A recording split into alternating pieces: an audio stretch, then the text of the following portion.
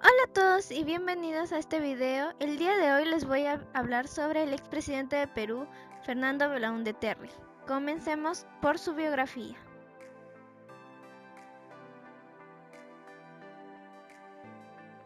Fernando Belaúnde Terry nació en Lima el 7 de octubre de 1912, en una familia muy ligada a la política. Era hijo de Rafael Belaúnde Díez Canseco y de Lucila Terry García. Su padre fue ministro de Gobierno y presidente del Consejo de Ministros en el gobierno de José Luis Bustamante Rivero. Por el lado materno, descendiente de la familia Terry, antigua familia noble italiana-española, descendiente del rey Teodorico IV de Francia, quienes se asentaron en Caraz, Ancash, a finales del virreinato. Cursó los estudios de primaria en el Colegio Alemán y en el Colegio Sagrado Corazones Recoleta y los de secundaria en el Marianista Sainte-Marie de Montaigu de París. Entre 1924 y 1930, su padre había sido deportado por el gobierno de Augusto B. Leguía por su oposición a los planes reeleccionistas de este presidente. Inició sus estudios de ingeniería en París, hasta que su familia se trasladó a los Estados Unidos. Ahí continuó con sus estudios superiores en la Universidad de Miami, donde enseñaba a su padre, y luego en la Universidad de Texas, Austin, graduándose como arquitecto en 1935. Posteriormente se mudó a la Ciudad de México, ejerciendo como arquitecto por un corto tiempo, en la empresa Whiting y Torres.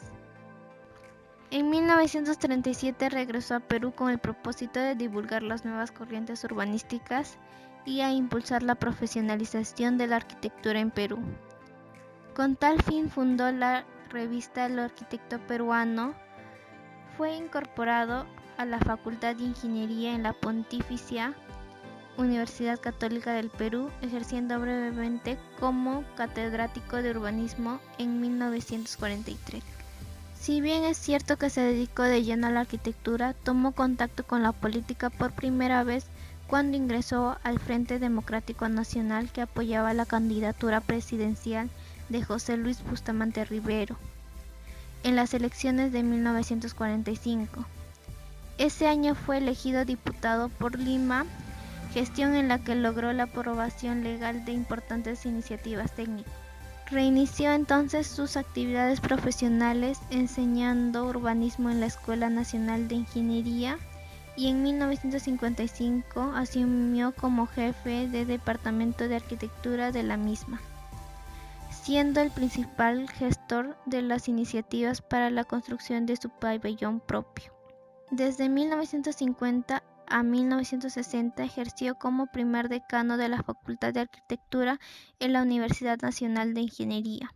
Dentro de ella, propició el establecimiento el Instituto de Planeamiento de Lima, un instituto con miras de desarrollo local, nacional e internacional.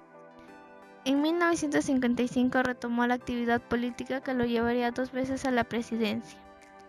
En 1963 se divorció de Carola Audry Bravo, con quien tuvo 3 hijos: Carolina Belaúnde Audry, Rafael Belaúnde Audry y Fernando Belaúnde Audry.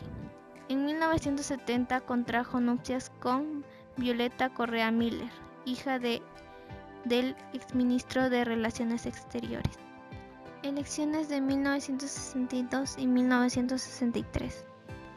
Finalizando el segundo gobierno de Manuel Prado, se convocaron a elecciones generales para el 10 de junio de 1962.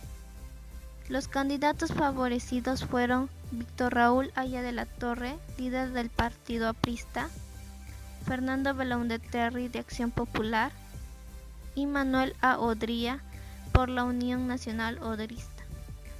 Pero según los primeros escrutinios, parecía evidente que ninguno obtendría el tercio requerido por la Constitución. La elección presidencial debía entonces trasladarse al Congreso. Belaúnde y sus allegados reclamaron la anulación de las elecciones en varios departamentos, aduciendo intentos de fraude. El Comando Conjunto de las Fuerzas Armadas se hizo eco de estas denuncias y presionó al Jurado Nacional de Elecciones para que tomara las medidas correctas pertinentes. El jurado electoral consideró esto como una inaceptable interferencia a su labor y continuó con el escrutinio, dando a conocer los resultados finales en los que Haya de la Torre encabezaba con una ligera ventaja sobre Belaúnde, teniendo Haya de la Torre el 33,0% de los votos y Belaúnde el 32,2% de los votos. Sin embargo, Haya de la Torre declaró su voluntad a renunciar en aras de salvaguardar la democracia. Las nuevas elecciones se realizaron el 9 de junio de 1963, con la participación de 3 candidatos importantes de las elecciones anteriores, es decir, Haya de la Torre, Belaúnde y Odría. Pero esta vez funcionó en contra de Haya de la Torre la teoría del voto perdido. Para muchos era probable que ganara nuevamente el APRA. Los militares insistían en no reconocer el resultado, por lo que apostaron por Belaúnde, quien resultó triunfador con el 39,1% de los votos.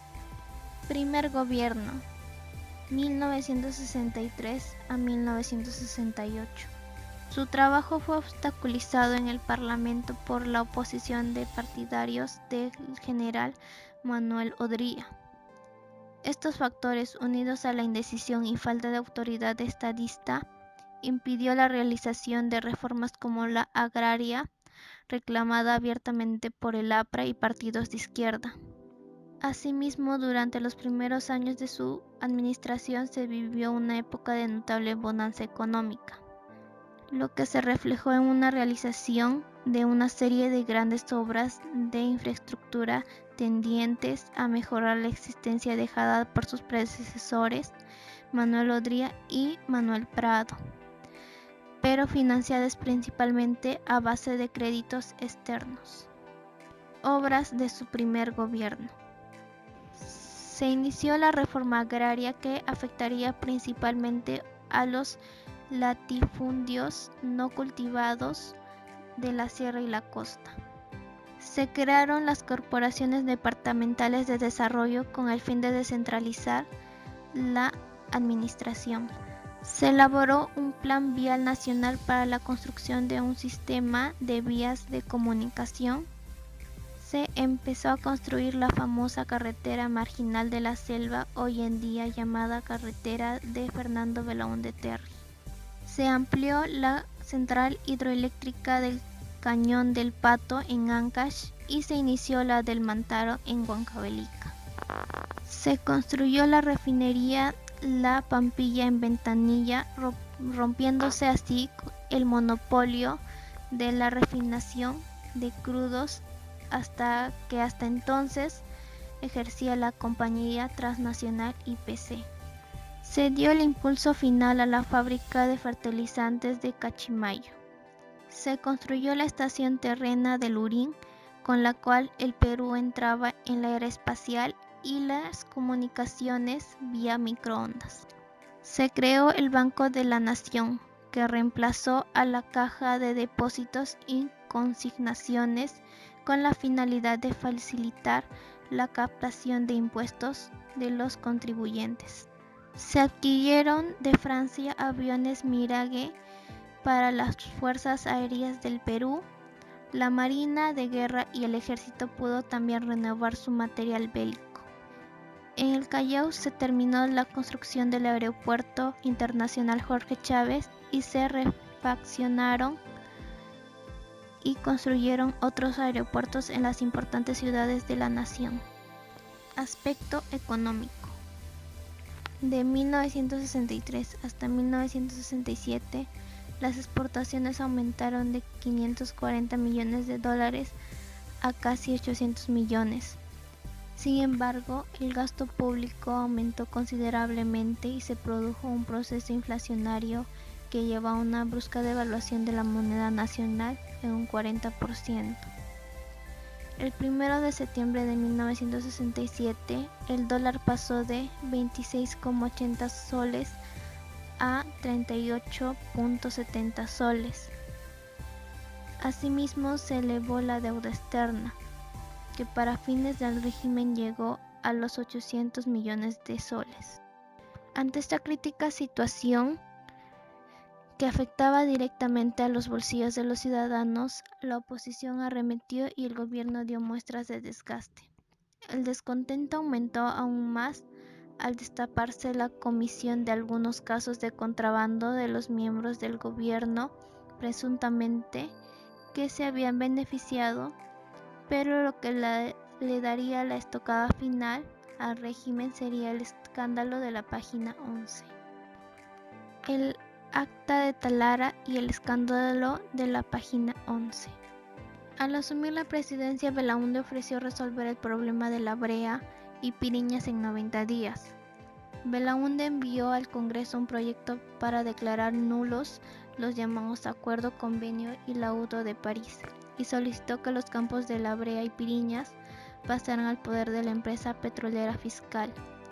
El 13 de agosto se firmó el Acta de Talara, por el cual todos los campos petroleros pasaban al poder de la empresa petrolera fiscal, mientras que la IPC conservaba la refinería de Talara. El acta fue firmada por el presidente Belaúnde, por el presidente del Senado Carlos Manuel, por el presidente de la Cámara de Diputados Andrés Toucet y los altos funcionarios de la IPC. Toda la prensa se hizo eco de este suceso y publicaron en primera plana el fin del problema de la brea y Piriñas, contentando así a la opinión pública. El momento cumbre del escándalo llegó cuando el renunciante presidente de la EPF, ingeniero Carlos Loret, denunció la falta de una página en el contrato de precios del petróleo crudo entre EPF y la IPC. Esa fue la famosa página 11, que sirvió como pretexto para un grupo de oficiales del ejército darían un golpe de estado menos de un mes después, acusando al gobierno de entreguismo. Golpe de estado de 1968. El jueves 3 de octubre de 1968, a pocos meses de terminar su gobierno, Belaúnde fue derrocado por un grupo de militares de las Fuerzas Armadas liderados por el general Juan Velasco Alvarado, en ese momento presidente del Comando Conjunto de las Fuerzas Armadas del Perú, quien lo acusó de coludirse con los intereses del capital internacional y no haber tenido la voluntad de realizar las reformas sociales que consideraban necesarias. Las elecciones de 1980. Luego de un intento frustrado de retorno en 1974, Belaúnde regresó al Perú en 1978, cuando aún regía la dictadura militar, que por entonces convocó a una asamblea constituyente, cuya misión sería redactar una nueva constitución en reemplazo de la de 1933, con la que Belaúnde se opondría pero no llegaría a nada. Bajo el mandato de la nueva constitución, la dictadura militar convocó elecciones generales para presidentes y miembros del Congreso. Belaúnde decidió participar en dicho proceso eleccionario. Las elecciones generales se realizaron el domingo 18 de mayo de 1980, donde Belaúnde saldría vencedor con el más del 45% de los votos. Segundo gobierno 1980 a 1985. Belaúnde juramentó la presidencia el 28 de julio de 1980. Se pusieron grandes expectativas en su segundo gobierno que se iniciaba. Obras de su segundo gobierno. Se devolvió a sus propietarios los diarios y estaciones de televisión y radiodifusión expropiadas por la dictadura militar. Se restauró el origen democrático de las autoridades municipales, convocándose de inmediato a elecciones. Se promulgó una nueva ley de reforma educativa desechándose la que se había hecho durante el gobierno militar, retomándose a la estructura educacional de primaria, secundaria, superior, y se conservó el nivel de inicial. Se construyó las represas de Condorama y de Gallito Ciego. Se inició la construcción de central hidroeléctrica de Carhuaquero en Lambayeque. Se construyeron hospitales, postas sanitarias y colegios en todo el país. Se diseñó el Plan Nacional de Vivienda y Plan Nacional de Agua Potable y Alcantarillado. La adquisición de viviendas populares construidas por el gobierno se facilitó mediante una cómoda cuota inicial y financiación con 20 años de plazo inclusive. Se creó el Consejo Nacional de Población para investigar el crecimiento demográfico. Se creó el Consejo Nacional de Ciencias y Tecnología, creando para fomentar la investigación. Se construyeron puertos y aeropuertos. Crisis en la Embajada de Perú en Cuba. Apenas tomó posesión del gobierno, Belaúnde se enfrentó a esta crisis, que se originó en enero de 1801, cuando 24 cubanos ingresaron violentamente a un autobús en la Embajada del Perú en La Habana. El embajador peruano Edgardo de Avich y Palacios permitió el ingreso de las fuerzas especiales cubanas para desalojar a los invasores. Esta acción le costó el puesto por no haber recibido la autorización del gobierno peruano. El 28 de marzo fue el segundo ingreso de los cubanos en la embajada y el 1 de abril fue el tercer ingreso realizado bajo fuego por parte de la milicia cubana. Ya para el domingo 6 de abril habían entrado 10.803 cubanos en la embajada peruana. La crisis culminó en junio de 1981 cuando se concedieron visas humanitarias a los refugiados y el Perú otorgó 750 de ellas, llegando 742 cubanos que fueron refugiados en el Parque Tupac Amaru de San Luis. Conflicto con Ecuador. En 1981 se produjo un conflicto con Ecuador por la ocupación de una zona fronteriza ya en disputa en el norte peruano denominado Cordillera del Cóndor, en donde las tropas ecuatorianas habían montado ilegalmente un puesto militar.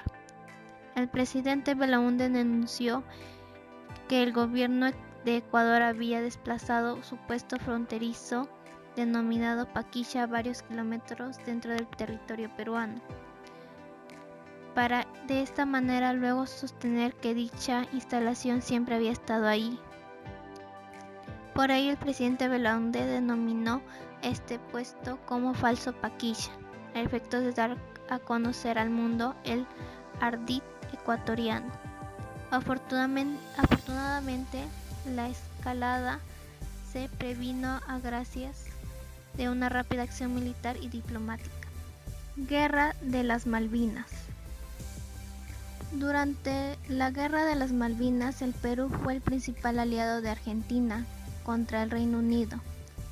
Se alineó dedicadamente a favor de Argentina y llamó a la integridad sudamericana. Con la frase "El Perú está listo para apoyar a la Argentina con todos sus recursos que necesite", Belaúnde dispuso a concretar dicho apoyo, que implicaba aviones y pilotos de las fuerzas aéreas y barcos de la Marina de Guerra y médicos de la Policía Nacional del Perú. Belaúnde sirvió de mediador en el conflicto y propuso soluciones a ambos países.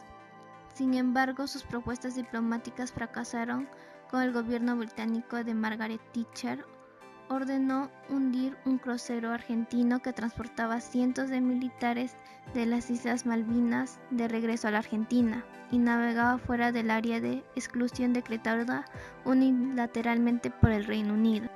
Días antes de finalizar su periodo, el gobierno argentino, presidido entonces por Raúl Alfonsín, quien viajó personalmente hasta Lima, lo condecoró como la máxima distinción del Estado argentino. Sendero Luminoso y la crisis del fin de su gobierno. Durante los 3 últimos años de su gobierno, el país afrontó diversas crisis. Entre 1982 y 1983 se desató el fenómeno del Niño, que golpeó fuertemente a la costa norte del Perú, lo cual repercutió fuertemente en diversas actividades productivas, así como en la infraestructura, y lo produjo un retroceso en la economía. A partir de 1983, la caída de los precios de los metales desencadenó una preocupante crisis económica, que se evidenció con las dificultades de pago de la deuda externa y fuertes aumentos en la inflación y la devaluación del sol. Otro incidente de gravedad ocurrido en su gobierno fue la develación del motín del penal El Sexto en la mañana del martes 27 de marzo de 1984. Un grupo de 60 reclusos tomó como rehenes a varias personas que visitaban el penal para entregar donaciones que ayudarían a paliar las duras condiciones carcelarias del viejo recinto. Entre los rehenes se encontraba la esposa del embajador de Venezuela. Por la noche, el motín fue develado por un grupo especial de la Guardia Republicana que ultimó a 22 internos, hirió a 40 y disparó al resto. Este hecho fue el más violento de ese año. Incluso el ministro de Interior de aquella época no dudó en declarar que el motín tuvo una inspiración directa de Sendero Luminoso, debido a que varios de sus integrantes estaban recluidos en el viejo penal, el mismo que fue desalojado y clausurado el año siguiente. Sin embargo, el problema más grave que debió su gobierno fue el accionar de la organización terrorista Sendero Luminoso, dirigida por Abigail Guzmán. Este grupo declaró la guerra al Estado peruano en el departamento de Ayacucho en mayo de 1980. A partir de 1983, Sendero Luminoso intensificó su campaña, imponiendo un terrorífico régimen de violencia extrema en el sur andino y asesinando indiscriminadamente a miles de campesinos, profesionales, comerciantes y autoridades locales. Miles de sus militantes fueron asesinados salvajemente por Sendero Luminoso. Los hechos más graves sucedidos en este tiempo fue la masacre de Uchucchacay el 26 de enero de 1983, donde 8 periodistas fueron asesinados por los moradores de dicho distrito andino, al confundirlos con militares de Sendero, y la masacre de Putis, donde cerca de 200 civiles fueron masacrados por una unidad del ejército al ser confundidos también con militantes de Sendero Luminoso. Ante la escala terrorista, se declaró el estado de emergencia y se envió a las Fuerzas Armadas y a las fuerzas policiales a combatir a los extremistas. Fue Sendero Luminoso el verdadero responsable de la crisis económica vivida durante el segundo gobierno de Belaúnde, pues gracias a las acciones bélicas que se desplegó contra las torres de alta tensión, entidades, empresas y demás instalaciones públicas, asesinato de policías, militares, profesionales y empresarios probos, así como humildes campesinos peruanos, fue mermando la capacidad productiva del país. Al final del gobierno fueron muchos miles de millones de dólares, los cuales precedica de Sendero produjo en pérdidas a Perú. Fallecimiento. Fernando Belaúnde falleció en Lima el 4 de junio del 2002 a causa de un derrame cerebral. Su entierro fue multitudinario en el gobierno del presidente Alejandro Toledo, que le rindió honores de Estado, ceremonia que contó con la presencia de destacados personajes de la política peruana, entre ellos el expresidente Valentín Paniagua. Sus restos fueron sepultados en el Parque Cementerio Campo Fe de Huachipa, al este de Lima. Fernando Belaúnde Terry ha pasado a la historia como un presidente honesto y respetuoso de las instituciones nacionales, como lo reconocieron incluso sus adversarios políticos. Las razones que confirmarían esta aseveración es que falleció sin haber afrontado un solo juicio por corrupción durante sus 2 gobiernos no consecutivos.